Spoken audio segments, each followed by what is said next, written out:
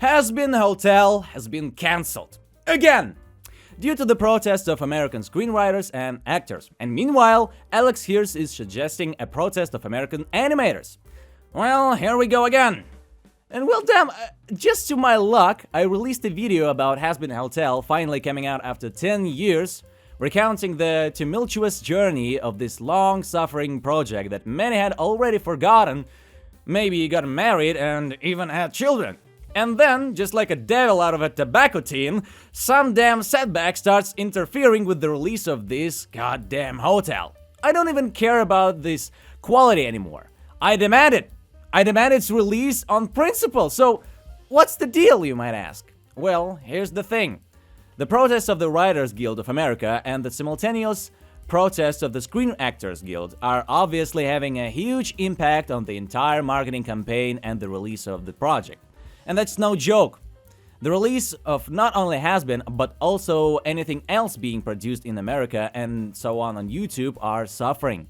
There are countless videos showing the catastrophic consequences of these protests, not only for Hollywood, which is losing massive amounts of money every day due to these protests, but also for us as viewers, as we are deprived of the anticipated movies, animated series, and much more.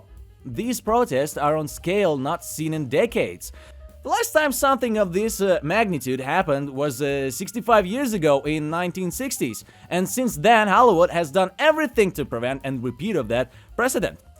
But don't think that these protests only cause delays and make us cry because nothing will be released for the whole year. Well, firstly, there's still all of Europe, Japan, and China, and anime fans couldn't care less about your protests. They have 10,000 JoJo memes and a new isekai every month, not to mention that One Piece is still ongoing. So anime gigachats are actually benefiting from your protests. And as for animation and movies, specifically from the USA, let me explain this. After the last protest 65 years ago in 60s, when the conditions of the screenwriters and actors were met, just remember what happened. It was the golden age of cinema, with all the biggest movies, franchises, and top-notch actors taking the stage. Thanks to the protests, the quality of movies skyrocketed. So the whole world gained a great cinematic culture after those years, including Terminator and Star Wars. All the animation movies, basically everything you remember came out of because of that strike. It's what modern film culture is built on. So most likely after this current protest, if the actors and screenwriters win, we might see the end of the senseless movies and franchises breakage. In short, we all stand to gain from this. So let's root for the actors and screenwriters. So thanks to this, Henry Cavill left this, well, not Witcher, but shitter at Netflix and will become a god emperor in the Warhammer series. So now you know who to root for. So literally, all of Hollywood, the entire audiovisual content film production just stopped and died. And it was quite obvious that our beloved Hazbin Hotel would also be cancelled. However, not everything is so damn simple. You won't fool me on that. I will find every little problem with my Hazbin geniuses. And while Vivienne describes how she can't talk about Hazbin as much as she wants to, and how the current protest is greatly affecting the release of the promotion of the Hazbin Hotel itself, to the point where it's unknown when it will come out. And I want to know that it's already August, the last month of summer, when Hazbin Hotel was originally supposed to come out. And now I have a question. What is going on with the hotel's advertising campaign? The hotel is no longer just a cartoon on YouTube. It's not a fan or amateur project. It's a professional animated series according to the standards of the animation industry. They even hired new studios to redesign all the characters for more recognition among the mass audiences. And they also changed almost all the voice actors if they are not part of the Screen Actors Guild or the Voice Actor Guilds. I've already forgotten how many fantasy guilds there are. And now back to the hotel. So if Hazbin Hotel is so professional, like a phoenix bird shining with professionalism, then why the hell it's the approach to advertising and promoting the project is so poor and non-existent? Is that normal? Advertising in the last days of summer when the hotel was supposed to come out, no big trailers or anything, as if Hazbin should only rely on YouTube's fans, who could completely forget about it after years of waiting. And oh my god, recently almost no projects on the internet try to advertise themselves, which leads to low views, lack of interest from the wider audiences, and ultimately, project failures. Many new animated movies that were released in theaters with such hype failed because surprisingly no one advertised them. and viewers simply didn't know that something had come out, and what it was, and whether we should watch it or not. Disney, DreamWorks, and many others suffer from this. Paramount even announced that they won't be making anything new and will focus on milking their main franchises like SpongeBob and so on. Well, maybe they'll bring back Avatar since they're already advertising a bunch of projects related to it. God damn it, I'm even designing my cartoons here. However, it's amazing how Hollywood has abandoned its well-thought-out strategy over the years of investing 50% or more of the budget into advertising to achieve success. And for some reason, everyone gave up on it. And as a result, nobody knows about the project. Few people talk about it, and ultimately leads to disinterest and failure. I absolutely don't want such a result for Pixar Animations or any other. Ugh. I really got emotional. It's just an emotional roller coaster. So let's go back to the unprofessionalism of Hazbin Hotel and its strange actions regarding its release.